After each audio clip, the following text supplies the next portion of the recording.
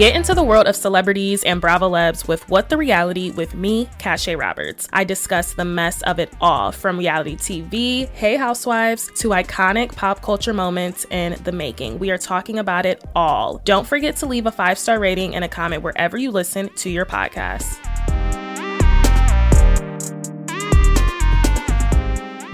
Welcome to What the Reality with me, Cashay Roberts. You are... did I just butcher my intro? Guys, so much is going on. Okay, I was recording in this app I use, and then it just stopped working. I don't know, every time I click on it, I'm getting like a 502 bad gateway, and I don't have time for this. Like, I've already wasted an hour, so like that was already 15 minutes down the drain. So welcome to the pod. Let's try this again. Let's just get into it. I said there was some breaking news, so this will not have video, unfortunately. It just won't, because I don't have my video what I normally record on, so I'm recording in the good old GarageBand now. But we had breaking news. So MJ has filed for divorce. Shah's a sunset from Tommy. I said I was not shocked because have you seen him? And I always thought she just settled with him because she needed something very last minute and she really wanted to have a kid. I can't believe they lasted this long. This is after 7 years of marriage together. They do have a 6-year-old son, Shams, and she officially noted that their separation was Friday, October 17th.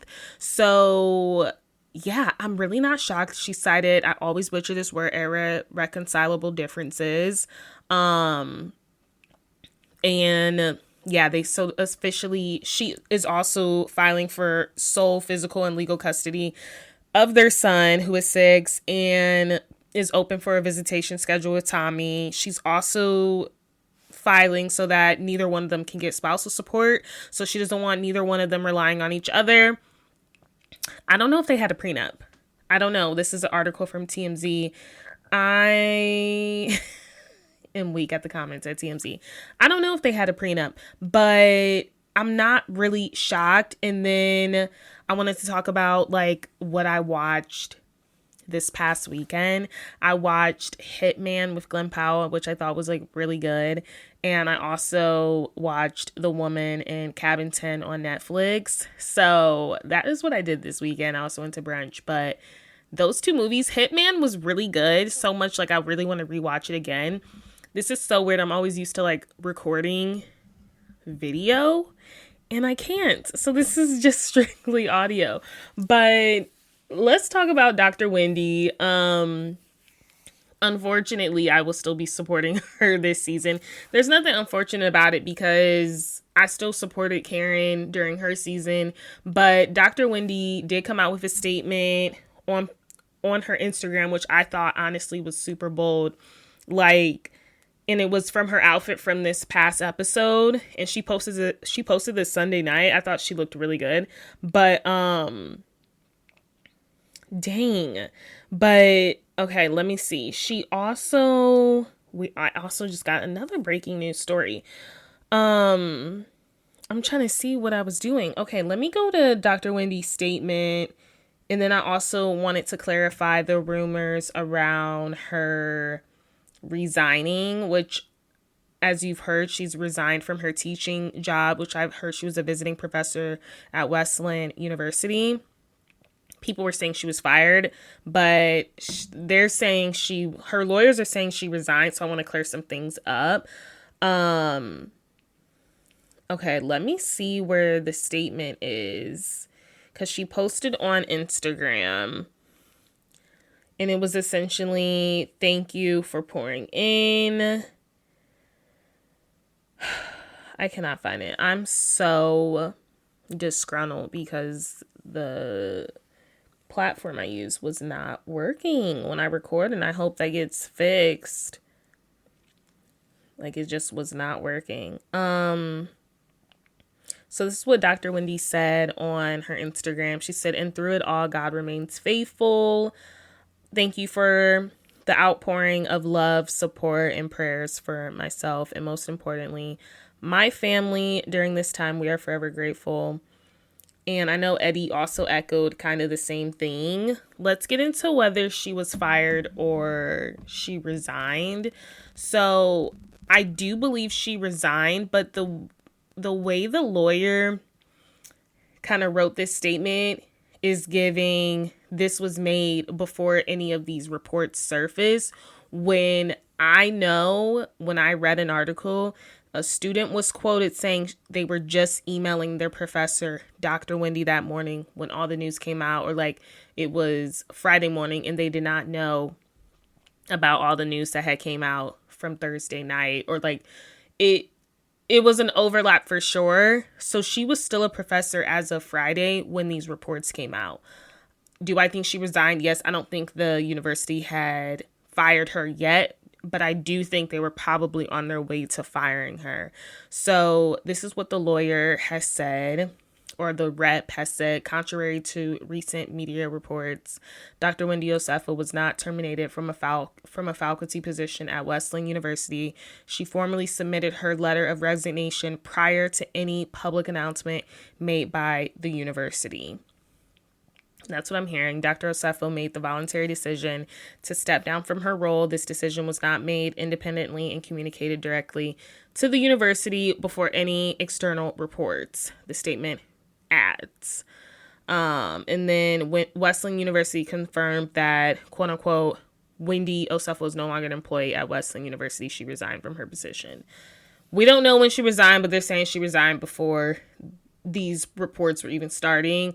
I don't know if I believe that. I think she resigned after she got arrested because she's like, oh Lord, this is going to be a huge PR disaster, as she should. I'm excited to talk about Potomac. I'm excited to talk about Potomac because I do feel like regardless, like Dr. Wendy is solidifying her future role on the show. And unfortunately, or fortunately, that's what I was saying before my podcasting platform went down. She's gonna become an icon because the most iconic housewives have been arrested or been to jail. You think of Teresa Giudice, Jen Shah, she's gonna become an icon. Karen Huger's a icon now. We got Luann, we got people doing less, we got Nene Leakes that have been in jail. Like, once you got a mugshot in Housewives, how we don't have Jen Shah or Karen Huger's is crazy to me. But once you do your time, or once that mugshot is out, you're kind of like iconic in the Bravo world. Yeah. So let's get into some other Potomac news I was hearing. Candace Dillard has a podcast, and she broke down her drama with Portia Williams. They had some beef on Ultimate Girls Trip season 3, which I really thought was a terrible one. I think the second one, the Berkshires, was the best. And I'm so upset we're never going to see Morocco. But, Candace is going to be on Traitors, which comes out early next year, probably February we're looking at. And they both are on the Traitors, from my understanding. I didn't know Portia was on Traitors, but okay. I knew Candace was. So people had noticed that Candace had unfollowed Portia, and they were like, oh, something must have happened on the Traitors. And Candace, on her recent episode of her Undomesticated podcast, that's what it's called, she talks about why she even unfollowed Portia. She said it was even before Traitors. She said the reason I unfollowed her is because I really wasn't keeping up with Atlanta Housewives at all. But of course, I'm very active on socials. I see clips. I see the highlights.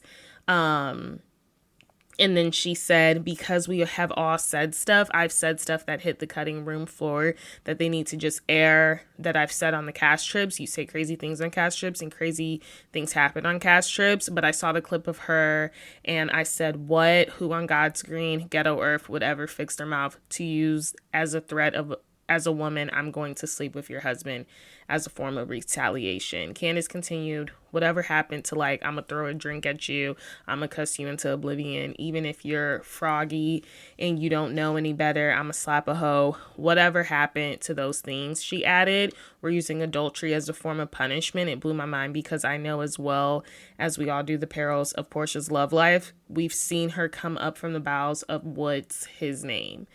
I tell you what, Candace will remain just on my Mount Rushmore because she just knows how to really read.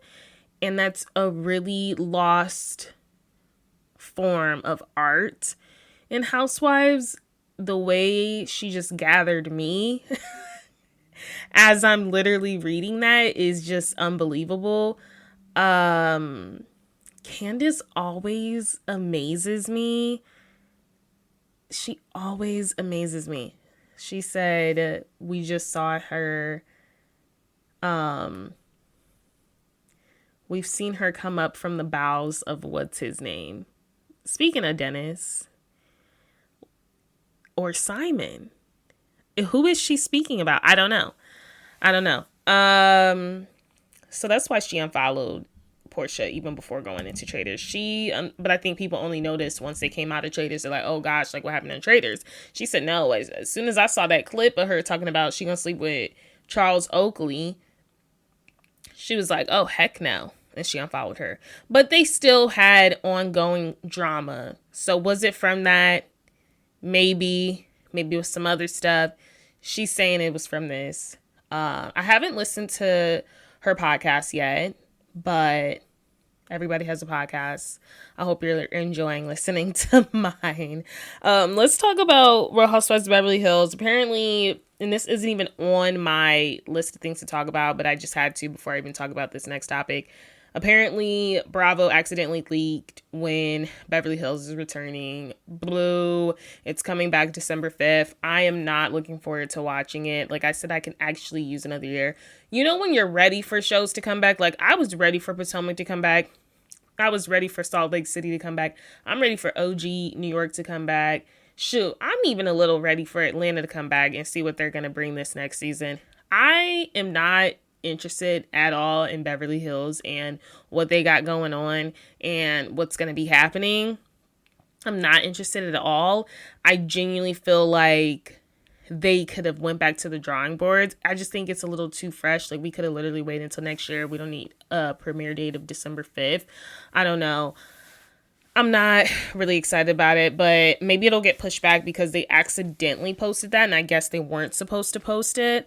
But speaking of Beverly Hills, we're going to stay over there because Aaron Phypers allegedly, there's nothing alleged about it. He was arrested after court. And this whole thing is just really, it is really turned into a huge thing about him and like all of his alleged domestic abuse. So this is from TMZ. Denise Richards' estranged husband, Aaron Phypers, was arrested outside of court Friday, and now we have his official charges.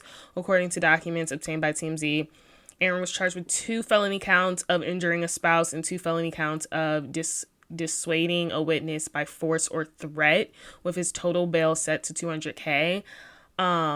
Michael Finley, Aaron's lawyer, previously told TMZ Aaron was not aware of the warrant, and Finley accuses Denise and her legal team of setting him up at Friday's proceeding. So he was going just for a regular proceeding, in the trial. He did not know he was going to have a warrant for his arrest at all. And I just love those type of arrests when it's like you don't even know what's happening. You're just showing up to court so you don't get arrested and you get arrested. The hearing got heated when Aaron's mother testified she witnessed Denise throw a can opener at Aaron. She also denied her son ever abused or threatened Denise, something Denise has repeatedly claimed. Aaron he did post bond.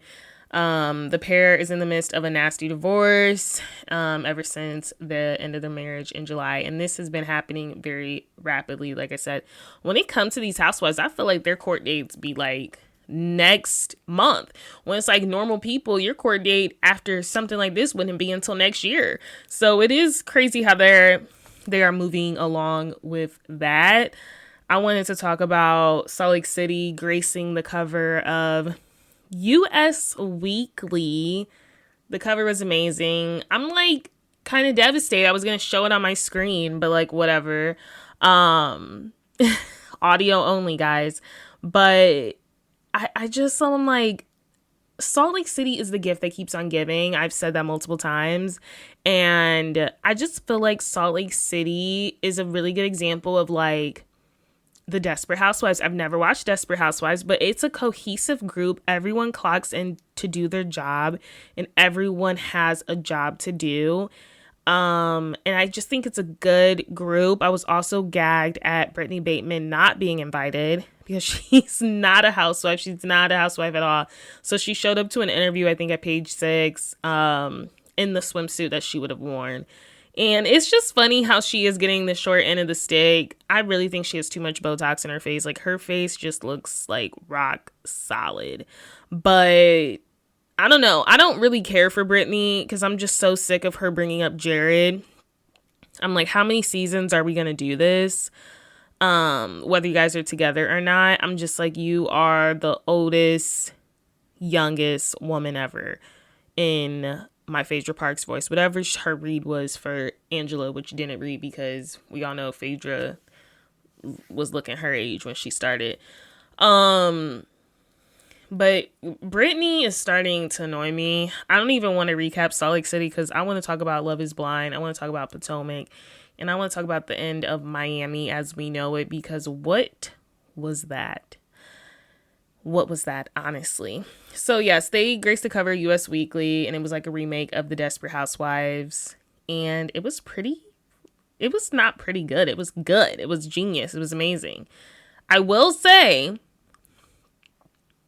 Bronwyn and Angie may be feeling the type of way, though Angie and Bronwyn are very popular, and Angie especially for going head to head with Lisa. She did not make the cover. It was the OGs, and I will say with Salt Lake City, they've had the least turnover rate when it comes to OGs and returning cast members and people just returning, not getting the boot. You know, everyone is still here from episode 1 besides Jen Shah, which is insane, you know, with the exception of Mary going for a second and then coming back. She did leave after a season, but it's like, what housewife do you know cannot show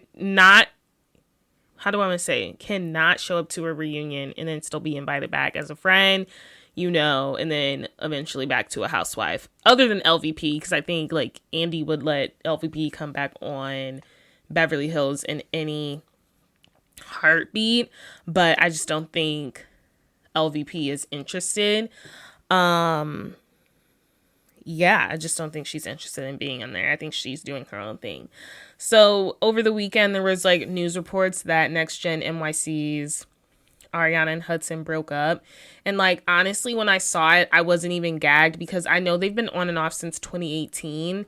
But I mean, I liked them together. I do wonder what was the reason for the breakup. And then I'm going to talk about a report I recently seen on Twitter. But I do know it was probably a lot for Hudson to support financially Ariana and her mom, Kim Zolciak.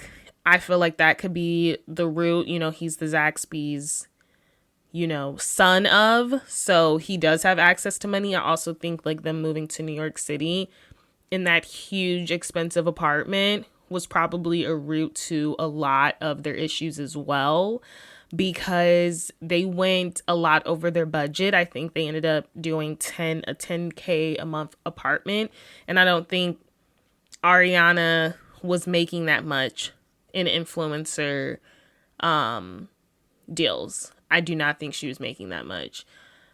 Or maybe she was, but I think that's a strain. And then him, I don't know what he does besides the son of Zaxby's.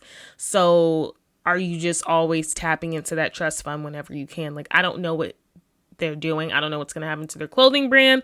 All I know is cameras are allegedly back up. Ariana and Reali are going to move in together. I think Hudson will still be on Next Gen NYC. We're going to see their breakup play out. And I think they'll be back together. I think Charlie's going to be in Ariana's DMs. But I think they'll be back together, to be honest. Like, I just get, like, very young love from them. And I love that for them. I like both of them. But now I am hearing on Twitter that he allegedly cheated on her. So I don't know. But in terms of her statement, she said Hudson and I decided to go our separate ways while these things are never easy. We both know it's what's best for us right now. That doesn't sound like someone that's scorned to me. So that's why I'm like, I don't know if he's cheated. She continues, we are so grateful for all of the love and support you've shown us over the years. Sometimes life takes you in different directions, and that's okay. Love you all. I don't know. That doesn't sound like someone that's been cheated on to me, or betrayed. It just seems like people that have grown apart and maybe they need to live separately to see if they can come back together.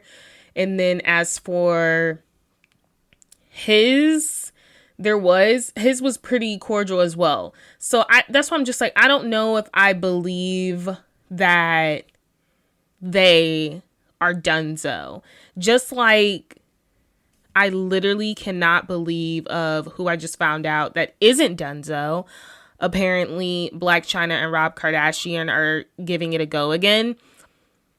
Angela White, that is what she goes by. But I'm confused. So she was recently engaged. Very recently. She got engaged October 24.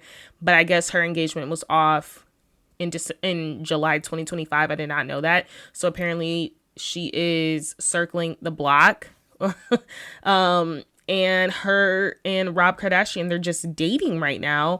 So this is also from TMZ. They're on their way to reconciling. And she said, because while she won't say the pair are dating, it seems they're a lot more than co-parents. The model and rapper dished on her baby daddy at the Los Angeles Women's Expo on Saturday, revealing she'd like a couple more kids. And she'd rather have them with Rob than Tyga, the father of her other child. When asked if this means she and Rob are back on, Angela says it's not so straightforward. The two are healing and going with the flow. And she says if it's in God's will, then it will be. And the thing is with Blac Chyna, now Angela White, that is what she's going by. She is very healed. You know, she's been in the gym. She's gotten rid of all of the filler. And she's very healthy. I think Rob is on the way to being healthy. That whole relationship was always beyond me because, as you know, Angela was Kim Kardashian's bestie and would bring Tyga around. Tyga and Kylie eventually ended up dating, which was very weird. And I know Blac Chyna had fallen out with the family, and then all of a sudden she started dating Rob and got pregnant by him. So it's kind of a checkmate move because honestly, she got pregnant. She's technically the only one that her kid is the only one carrying the Kardashian name, but it's still crazy because she had a girl. Like, girls just run in that family. Like, if they would have had a son, that would have been the only one carrying the Kardashian name if Rob had a son. So I do think they're going to try to have a son because someone has to carry the Kardashian name. Like, a man has to. I mean, I know Kim has kept her name. Khloe's keeping hers. And especially when you make that much money, you keep your name. But, like, a man has to carry it. And it's like Rob Kardashian's only kid right now is a daughter. So I do wonder if they're going to try to have a son. And yeah, I just always thought she was on some checkmate stuff. But Angela White looks amazing. The filler looks amazing, dissolved. Her natural face, a lot of people say me and her look similar. And I'm like, do you mean that in a good way? Do you mean in a bad way? I don't know. Because I'm just like, oh, I don't see it. I don't see it. But I've gotten that from my beauty content, like a lot. Like, people say that a lot, and I really do not see it. That's all for my reality topics, and I didn't even do toxic talks. Oops. Well, that was just like the reality topics. I want to get into the reality TV though, because I really want to talk about Love is Blind in Potomac, and in Miami. I'll do a farewell for Miami, but I'm like, I really cannot care less for Miami right now at all. Let's get into my Love is Blind thoughts. Love is not blind. I know that for a fact. Love is blind. No, love is not blind. Okay, I'm just going to talk about the couples that made it. I'm not talking about that Patrick mess, Anna mess. I'm just going to talk about the couples that made it and the couples that, of course, have not made it, because we do have the wedding episodes coming on Wednesday. This season was based in Denver, and it has made me not want to visit Denver. Not in a negative way, but I don't want to date in Denver. They all seemed a little cuckoo. Let's start with Anton and Allie. Anton is a functioning alcoholic. I did not believe anything he was selling, and I think the most red flag was when his reveal with Allie, who is a baddie, gorgeous. She's trying to, pursue more education, get her master's, all of this stuff, or her MBA. But I thought it was a red flag when they revealed each other. They were talking. Obviously, he was nervous because this is a gorgeous woman. But when you walk her back and then she turns around to look at you walk back, you never walk back. You're just so concerned with drinking your champagne. I don't know if anyone else clocked that. I thought that was a weird moment, and I thought that really foreshadowed what their relationship was going to be. And now it turns out that he is a functioning alcoholic. He has went through 12 packs of alcohol. He has finished the tequila bottle, even though he pretended that it wasn't in there. And when I say alcohol, I don't mean beer. Is it beer? I don't know. But you're finishing 12 packs of beer within a week by yourself. On top of that, the alcohol, the tequila, and then there was something else he did. But she's catching on. I think Allie should not say yes. I see that's the only issues I really see in their relationship, is that this is going to be a functioning alcoholic relationship, and you will become the enabling woman. And I do not want that for Allie. I think she deserves so much better. So that's my opinion on that, is that man is a functional alcoholic. Let's move on to Nick and Anna, because they never had a chance. Nick is clearly closeted, and he's never intended on marrying her. He also was never genuine. I also just don't think they ever had chemistry. And I think Anna, I'm shocked that she is a salon owner. Her hair looks like she has too many bundles in it. But also, she is a functioning alcoholic. A lot of alcoholism I was seeing on the cast. Anna, and she has demons. This whole oh my gosh, I love you more. All of this other stuff was just very weird to me. I don't know. And it also just is so clear that she just wanted to get married to any and anyone. Anyone. That's all she really wanted to do. She was literally begging this man not to break up with her. And she's like, why can't you just do this one thing for me? I will never understand if there's someone clearly telling you, I don't want to be married on these shows, and I'd rather not embarrass you at the altar by saying, no, let's just cut ties here. I don't understand why these women and the men are like, okay, let's just fight for it. Let's just see what you say at the altar. Why do you want to be embarrassed at the altar? I would be horrified. I would be like, tell me now if this is not working, especially because you know why. Because it's whenever she's off that liquor, she makes up these crazy scenarios in her head. She's like, I love you more. And he's like, I love you. And she's like, but you don't really love me. It's that drives men crazy. That drives me insane. Why am I constantly repeating how I feel and reassuring you, especially when you're not sober? So that's a red flag. I have my notes on these couples because of, period. And then I want to talk about Joe and Madison, because obviously Nick and Anna and then Joe and Madison did not make it. We have 3 couples right now that are pending. Joe and Madison. Joe is so unserious. He's such a villain, but I actually enjoyed watching him, because this is someone in real time trying to convince themselves that what they're doing is the right thing, even though they know it's not the right thing. This is someone in real time literally trying to convince themselves to get married. When he put that suit and he didn't even want a tie, he was like, do I need a tie? This is someone that was literally you know what? I do not want to get married that bad. And keep in mind, Joe's already been married and he literally called it off right before the wedding. So I think it's good that he didn't do that again. But I do think we knew Joe did not want to marry Madison. I don't think he was sexually attracted to her. And I think she has the most gorgeous eyes. I don't understand why he wouldn't be, because you look at Joe, Joe, you don't really have you don't have it going on at all.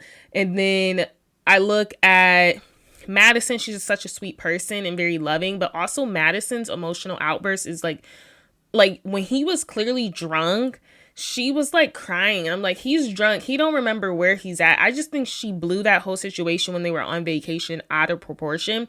He was clearly drunk and he didn't know where he was. Like, he was that belligerent drunk. And I felt like you were having like a whole temper tantrum. This man is drunk. He doesn't understand what you're saying right now. He is that drunk. He doesn't even know he's in Mexico. Like, I just feel like she was doing too much for the cameras. And I kind of understood his frustration. He's like, okay, I don't think he wanted it to become a big thing on camera of him being that wasted. And she made it such a big thing, like crying in the corner, like, you didn't even check on me. I'm like, girl, he is drunk. Like, I don't know if you would be able to handle that then. Like, if this is your reaction to him getting lit, and you're just upset and crying that he's not comforting you.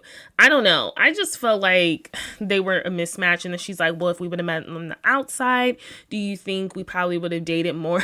And he was like, you know what? I don't even think we would have made it this far, because he wasn't attracted to her. I don't think he wanted to say that. Also, another huge thing is, was he willing to be a caregiver? Because you are telling him, you told him in the pods, like, you're not sure in 5 years if you're going to have your eyesight. And I think at that moment, if I'm being for real, at that moment is when he wanted to go the other way.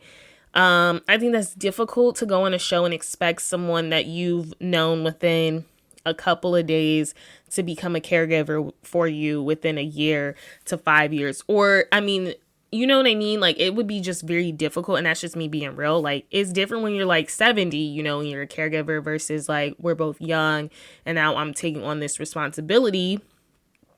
And I just met you. So it's like, not only is love is blind, but girl, you may actually, I'm just saying, like, I'm not even trying to laugh at that. I'm just saying, like, girl, that's a lot. Oh my gosh, guys, that was such a bad joke. Love is blind and she actually may be blind. That is the real gag. And it's a lot for people to take on. That would be a lot. And I'm just saying, like, I would rather meet someone in person and get to know them deeply, intimately, emotionally, you know, spiritually, versus through a wall to take on such big of a task. I had to make the joke. People are making the jokes.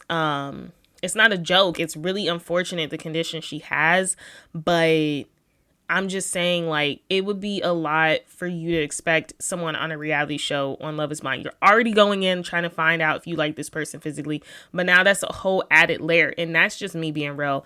I don't care how it sounds. I mean, I'm not trying to be insensitive to her, but I'm just saying, like, that's a big ask of someone you just met a couple weeks ago. So I understood with Joe, but the thing is with Joe is, like, he should have been upfront. Because she asked her, you okay with that? But then it's like, you don't want to be the a-hole on reality TV. Sometimes it's a lot. Sometimes it is a lot. And you don't sign up for that. I don't think he knew what he was signing up for, though. But I don't doubt, though, one of those men there, if she would have tried to have another connection with someone else, would have been able to take care of her. I just don't think Joe was in the right mindset. I don't think I would be in the right mindset if someone's asking me that. I'm like, okay, I don't even know what you look like. And then on top of that, now I have to prepare for this changing role of knowing you, and you're saying you could go blind within 5 years. That is a lot, you guys. Like, let's not act like that's not a lot. So I think they had a lot of added elements. Like I said, I just don't think it would have worked out. Even if they did say yes, I don't think they would have, by the time we saw the reunion, they wouldn't have been together, which is what we're going to see. I think we're seeing the wedding episodes and then the reunion probably like next week or whatever. I want to move on to Edmund and KB, because that's another couple that I'm hoping does not say yes at the altar. So this Edmund and KB, Anton and Allie, and Jordan and Sparkle Megan. I'm like, Megan, you will never live that down. Why the heck are you introducing yourself? You was a 30-year-old woman introducing yourself as a 13-year-old. You was 13 going on 30.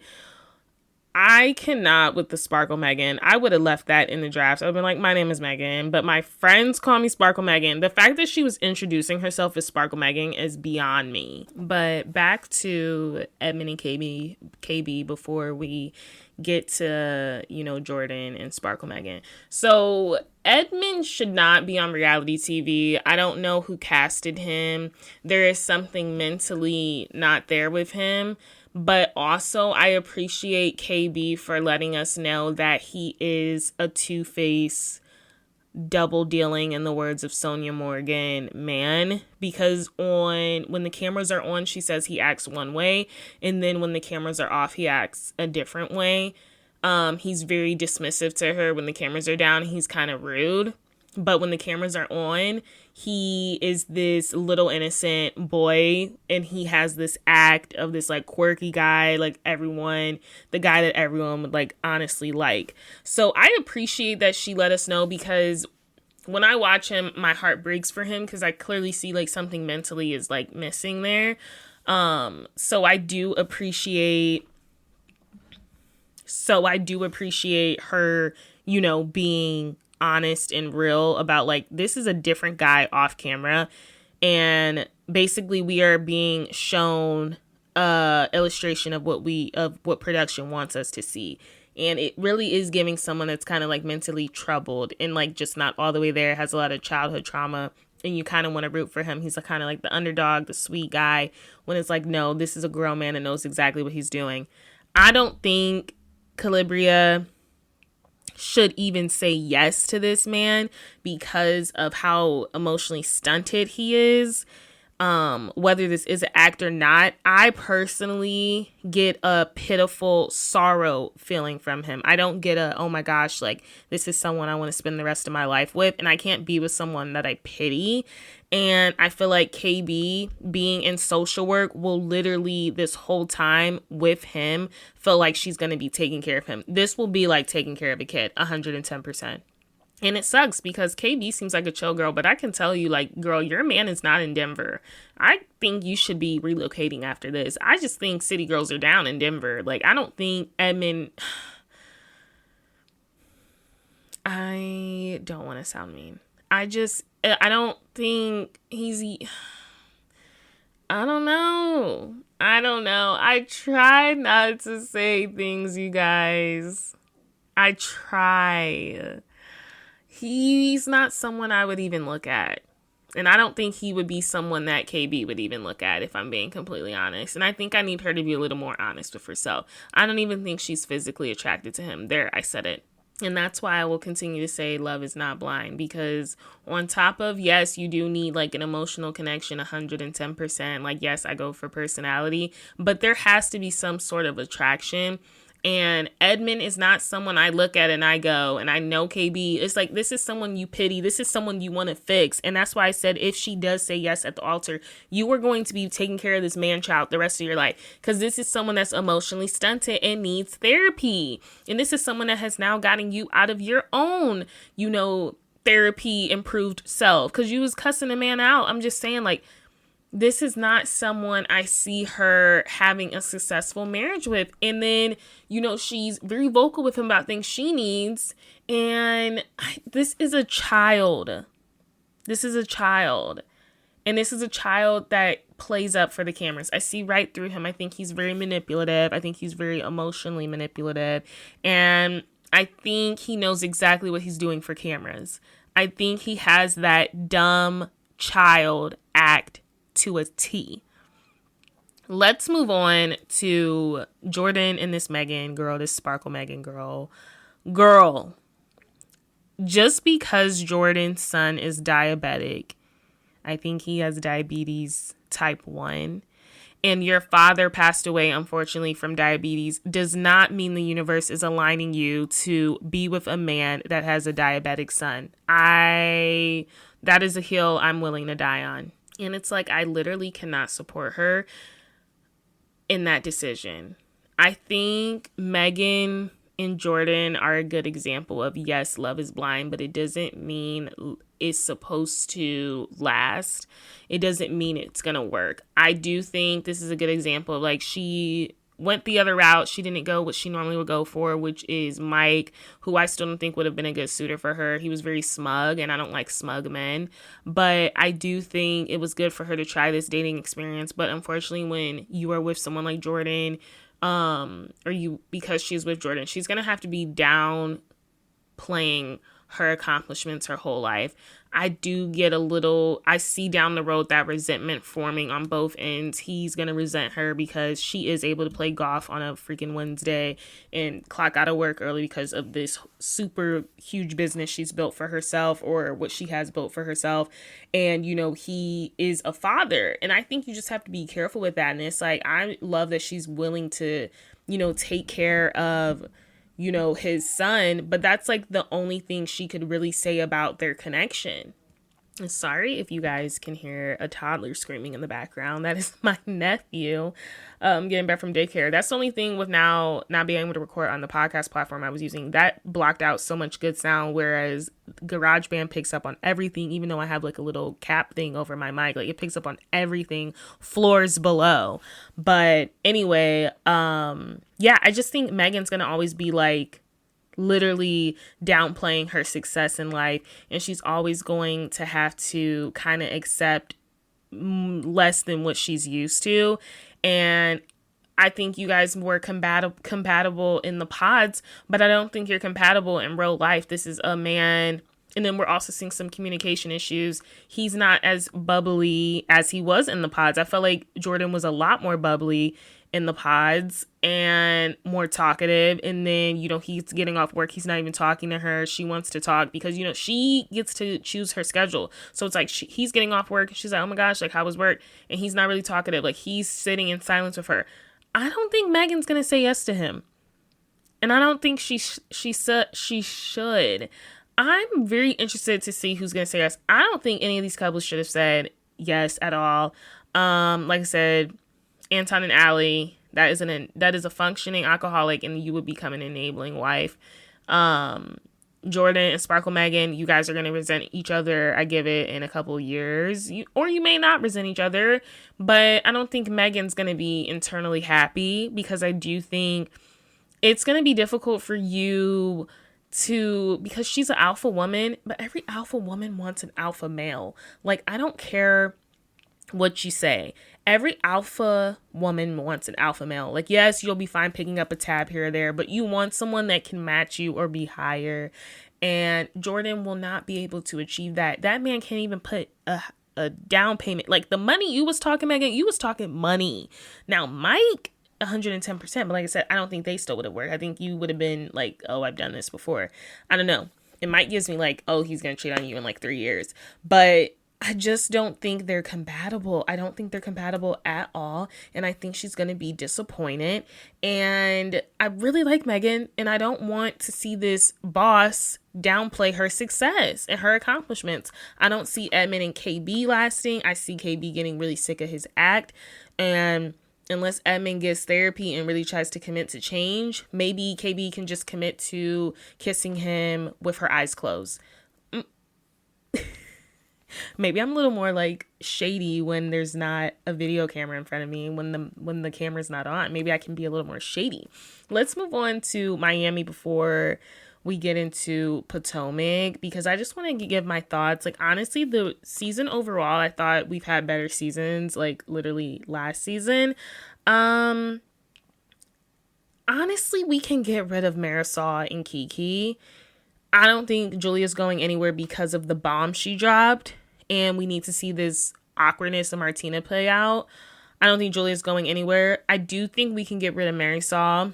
It's kind of like a Giselle and Robin. Like, you got to separate them. You got to separate Marisol and Alexia. I do think we can get rid of Kiki. I just don't think she brings it. I am not interested in this new form relationship with her father, who is attractive, but I'm not interested in that dynamic at all. I do think Gertie may opt out of. I don't think she'll be fired. I do think we won't see Gertie. I think there will be a huge cast shakeup. I'm hoping there will be. I genuinely enjoyed Stephanie. Stephanie's probably like one of my favorites. She really held her own against Marisol and Alexia, and it's just crazy to me that Marisol is the type of person to send you everything negative about yourself, and she's one of those people that's like kicks you while you're down, and she claims she was doing it as a friend, but it's like in reality you weren't. You were trying to intimidate her, and that is icky. And I'm glad Stephanie brought that up, and it's crazy because Larsa's like, I'm just shocked you guys all didn't get along. We were all hoping we'd be besties, and you were all hoping to be an alliance. But Larsa, like, I don't trust anything you say because your face doesn't move. So Larsa, goodbye. But Larsa's gonna come back because she gets stuff popping. But honestly, I was weak at like Gertie applying her lip gloss while Alexia's talking about like the end of her relationship. I don't know. With Todd like suing like the production and stuff, Alexia's storyline is going to be about Todd again next season, but she did not deserve first seat, in my opinion. I think it should have been Gertie and Julia. But Stephanie held her own. And the fact that Stephanie's like, I'm not about to do this alliance stuff, I'm not about to do this following the leader, I think Larsa was shocked. And I think the other ladies were shocked. But Kiki's weird comment about like Lisa comparing grief was really weird to me. And it's kind of just like, I'm just sick of the alliances. I can really go without Kiki. I just really can go without Kiki. I said at the beginning of the season, I think Kiki can be like fun in some instances and stuff, but I'm just never really interested in her because I just think I forget how close her and Larsa are because we don't see as many scenes of them like just solo. So it becomes so clear of like which side Kiki's been on because like I just forget how much she's up Larsa's butt. But other than that, I would like give the reunion a solid 6 out of 10. I think the whole Haitian mortician thing was a moment. Make Adriana a housewife. I would love for Marisol to be upset. Okay, you know what you can do to get in my good graces. Make Adriana a housewife. Keep Gertie. Keep Gertie, but keep Kiki and Marisol as friends of. But out of all the friends of, just upgrade Adriana. I would love for that to happen. Let's move on to Potomac, something I'm excited to talk about. Because we know what's going on with Dr. Wendy, I'm not holding that against her during the season. Now, what I will say, if living above your means is not showing up on a pier with full stilettos on a boardwalk type in a 2-piece short set, Kay showed up in leggings, sneakers, ready to walk. Wendy did not dress for the occasion. If this is not living above your means, I don't know what is. It just seemed like she'd be putting outfits on just to get it seen on camera, and then she'd probably return them. Or she probably should be returning them because she's in debt. But I'm like, girl, you dressed for the wrong place. Like, you could have used this for, and even her shopping outfit. I just feel like Wendy, she looks really good, but a lot of her outfits don't match the scenes. Like, what are we doing? You're going shopping. Like, that outfit could have been saved for a dinner. Like, I just feel like I would hope you are renting at this point and using Le Archive Marlo Hampton's brand and returning this stuff, because why are you showing up on a pier in stilettos? If you guys weren't even going to dinner, you're just sitting down talking. Unless she has things to do after, or I don't know, endorsements, she has to wear this on camera. I don't know. It's just like not it. It's now knowing what we know about the insurance fraud stuff is like really, I'm looking at her sideways because I'm like, girl, you did all of this for this scene. Like, be so for real. But other than that, I just really think Kay is very aggressive with her energy with Wendy. But we did get into the root of it, and she talked about this on Watch Evan's Live. Kay just thinks Wendy acts different on camera and off camera. And this is an issue KB was having with Edmund. Not to compare the two, but I'm just saying, she's like, you are more of a friend to me off camera than when the camera's rolling. Or I don't know, because I would say she was a good friend to her on camera, but she's saying like she's able to kiki with her and stuff off camera and stuff, or no, on camera, but when the cameras are down, I don't know. Kay may have to rewind that.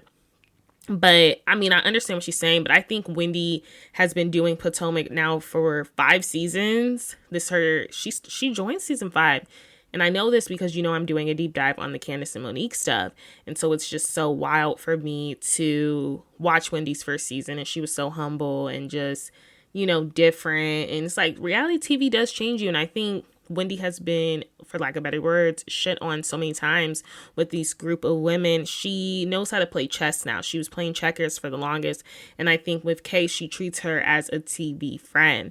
And Kay is expecting a TV friend to be a real friend, and it's like, that's how you know you're a rookie. It's like, girl, a lot of these reality TV friendships are just for what they say they are. TV friendships. They're not really genuine friendships. Now, you've brought your genuine friend Angel here to be your genuine friend on and off camera. Can that be enough? Can you and Wendy just kiki on camera? But I will say, I compare Wendy, their interaction, I didn't take it as serious. Like, I think Kay gets very aggressive, and Kay reminds me of a Marlo Hampton, and Wendy reminds me of a Kenya Moore. Like, it's just like the constant back and forth. I think you guys will be good. I don't think it'll be anything more than a TV friendship. And I think Kay should let it go. If you're doing this whole season, it's a lot. It's too much. I think you should be fine with where she's meeting you at. I mean, y'all walked out together. You're like, get off of me. But you guys were like keying. So it's like, I think you will be fine. I don't think Wendy's really taking her serious. And I understand why Kay would be upset. I got to ease up on Kay. I get into her later, but I understand where Kay's coming from. And I just think it also comes from her being new to reality TV. And she's like, oh my gosh, like, how you put me on, and it's like, we're not really friends. But it's like, I don't think Wendy's taking that serious. Like, you're not a threat to her, and she doesn't want to beef with you. She really don't. And it's like, take it for that. Like, why are you trying to beef with someone that's not trying to beef with you? Like, she's not saying anything about you. She's not spreading lies about you. Take it for what it is. Like, there's actual people you need to worry about. And that is, well, it's no one on the cast really dislikes you, Kay. I think Kay is in a good spot, but she's really trying to make her presence known. And I think she is making her presence known. A lot of the viewers are upset. I was upset the first episode. I was like, it's just doing way too much. And now I'm like, I think she's kind of essential now to the cast, because this episode was really good. It was all revolved around Kay. So that's my controversial opinion on that. I was also super excited to see Jossie back, and she's in good standing with Stacey. I'm glad Stacey was able to pull an alliance, because I really thought Jossie should have been upgraded, or maybe just a friend of again, because I'm really interested in her man in that background story of like the whole, did he have children while you guys were dating? Or was it like right before? Was the bun already in the oven? And also, I think Jossie's gorgeous. Her man got the money. And she's also planning a wedding. And that is one thing I do appreciate about Housewives, is like, I do love to see a good, not wedding plans, but I do like to see a good wedding. I don't need to see the plans that go up to it, though. I'm never really interested in wedding plans. I'm just kind of like, okay, just like let me know when the wedding's there, and like you have this gorgeous dress you want to show off and all this stuff. Like, I'm not really interested in the minutia of like you, oh my gosh, throwing all these temper tantrums. I have to do this, I have to do that. Like, I'm just not really ever interested in it. I just like the final result. That's just my personality. So Jossie is back, and Stacey apparently has tea on Giselle's man, whose name is allegedly Sean Springs, and I'm shocked Bravo actually showed what Jossie was looking up, and the reason Stacey brought it up to her is because, you know, Jossie's man is in the NFL, but this man is allegedly retired. I didn't look him up, but he's definitely dark skinned, and it's just so funny to me because Giselle really went on Bravo's Love Hotel trying to convince us she don't like a dark skinned man. But I digress. Tia, so we get a scene. I just had to like point out, like, I like Tia a lot. I think she has like a lot of longevity. I like Angel too. I think Angel has a lot of longevity. I think that she's getting caught up though. Yeah, she's getting caught up. But I think Tia has some good standing with the group. But her clocking Giselle's style and literally DMing her saying, hey, let me help you. Because Giselle was trying to tell her workout outfit was not cute. But she's like, I'm showing up for yoga. And it's like, you're the one to tell me it's not cute. I love how she said that in Giselle's face. And the thing is, Giselle don't got nothing shady to say because, like, you do it to your face. I think Giselle actually respects you more when you shade her up front. Also, Giselle snitched on herself like twice now. She says she's here for the foolishness and lies. The first time, this was like last episode. And now she says, you guys say enough foolish stuff that I don't have to make up things anymore. And it's like, I know for a fact there's some truth in that. Like, she definitely was making up stuff from a while ago.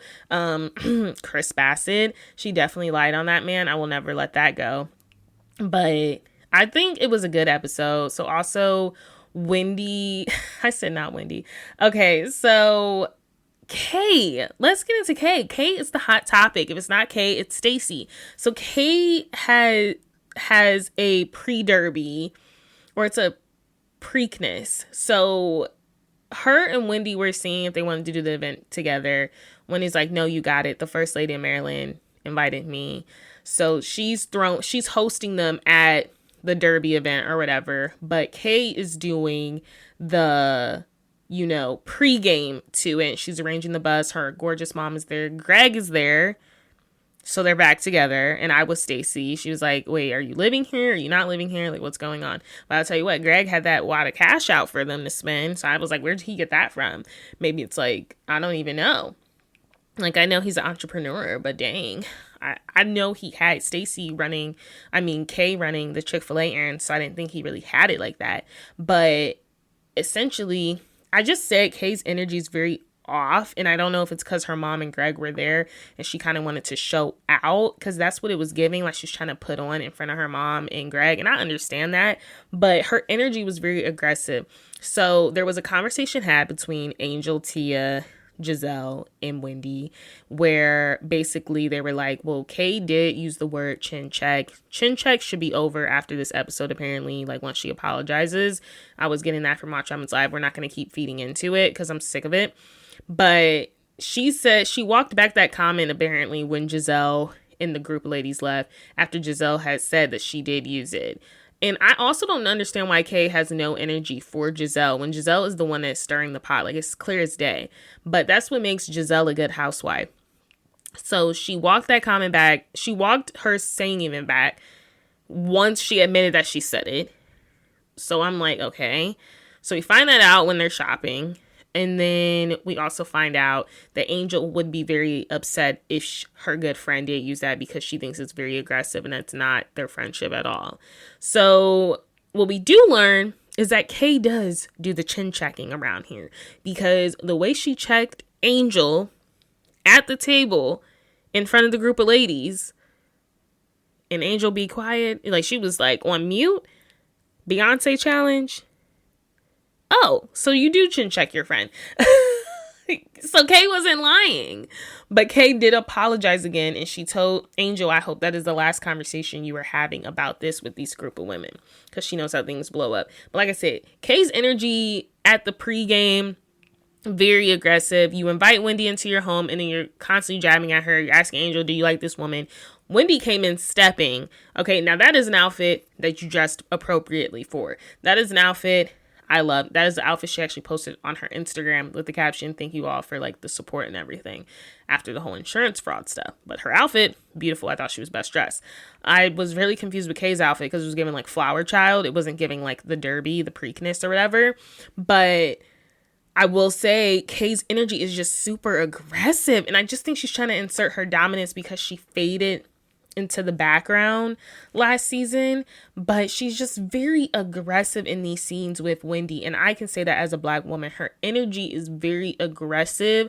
And if that was Kay talking to me, you don't have to tell me twice to like, literally, I will leave. In situations like that, it's kind of like you're trying to get a rise out of me. Like, she doesn't know how to talk to people. It's kind of wild how she's talking to Wendy and Wendy's keeping her composure, but that's what makes Wendy now an OG to the game, because she has went to the school of Giselle. She has went to the school of Karen Huger. She has went to the school of Nene Leakes, where it's like at a certain point when you're at a certain season, you're in your 5th season, you cannot be giving these first, second seasoners the reaction they're looking for, the moment they're looking for. And Wendy was pleasant in her home, and Kay was coming for her again. And it's very shocking because it's like you have this issue with Stacey, but you are consistently, and we don't even know your issue with Stacey.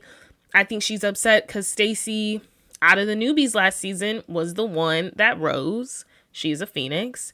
And I just think Kay really miscalculated her hand. She overplayed her hand, and she just was very aggressive. And like I said, I thought she was really showing out in front of her mom and Greg. I also enjoyed Wendy and Giselle teaming up on Kay and Angel, because Angel was trying to walk back her hostility. But I also understood what Angel was saying. Like, she's had time to think about it. She wasn't that upset. She was shocked that her friend could possibly be saying that. But I don't think she switched up too much to the point where she couldn't have a conversation with Kay. I don't think they don't realize is that Angel This is her true friend. So it's like, okay, I would not be happy with the information you just told me. Now that she just confirmed she said it, I'm going to take her apology as it is. We're going to talk about it. So I don't think they can hold it apart, like hold it against her like that. What I didn't like Angel doing is only being upset with Wendy when Giselle is the one that brought this whole thing up in the first place. Like, so now I don't like when you're just upset with Wendy. So now you're just upset with Wendy because Kay is your friend. When it's like, you had a good time with me last time I saw you. And if I were Wendy, I would be also taken aback because I'm like, girl, it is kind of two-faced how you are acting. But I don't even say two-faced. I'll just say, in the words of Sonia Morgan, double dealing. I don't know if I would call Angel two-faced yet. I don't think it was a switch up. I think it was like, okay. But also, Kay's mom is there. You're not about to check anyone with their mom there, especially a mom you grew up around. So it's a time and place for everything. And Kay's mom, like Tia said, made her presence known. Like, no one is about to come for my daughter while I'm sitting here. And you can't be mad at that. So that's why I'm like, you can't be mad at the type of person Angel is. She's playing her cards right. And if this is a true friend, we're not about to get into this in front of these women because we're not about to give them the satisfactory. Yes, my energy was different from 2 days ago, but I just can't with the whole like, oh, that's two-faced and stuff. And it's like, my energy can be different from 2 days ago. And it's like, yes, you got to stay true to who you are in this group. Okay, I'm choosing to let it go right now because my good friend of 20 years is sitting right here and her mother.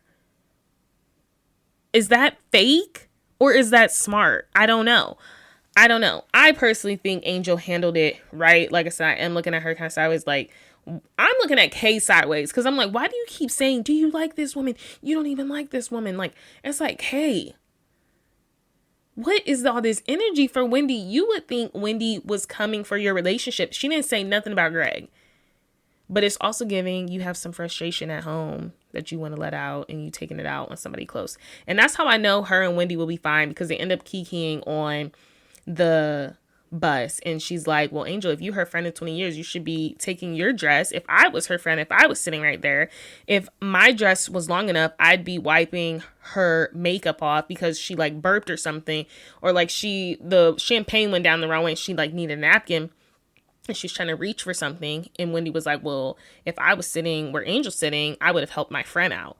And her and Kay get into it. So that's why I'm like, it's giving me Kenya and Marlo.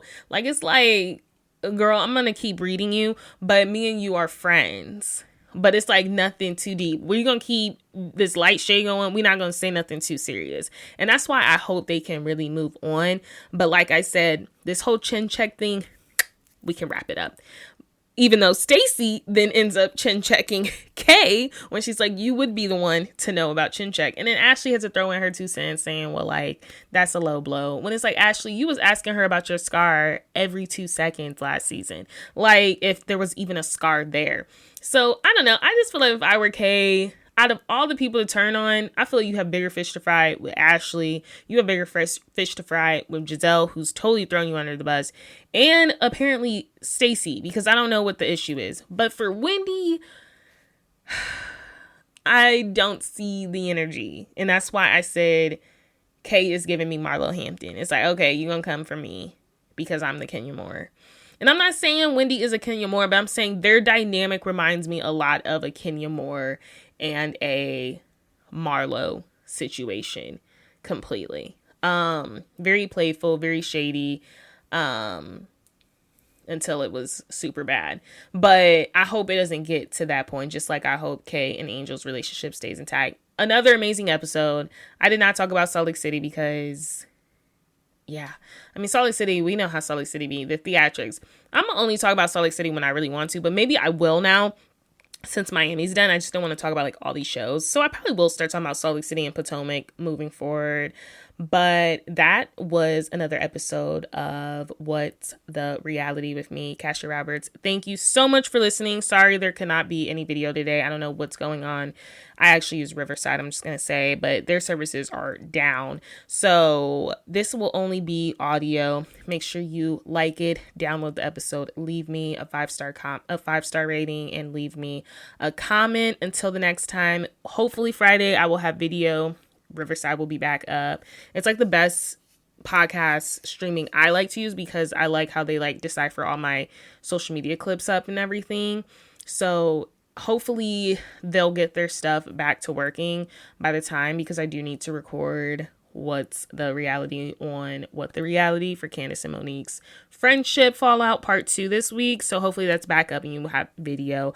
But until the next time, I will see you. Bye. Period. Thank you so much for listening to my podcast, What the Reality, with me, Cashier Roberts. Don't forget to leave a 5-star rating and a comment wherever you listen to your podcast. Let me know what I should be doing. Let me know how I'm doing. All compliments are welcome. Until the next time.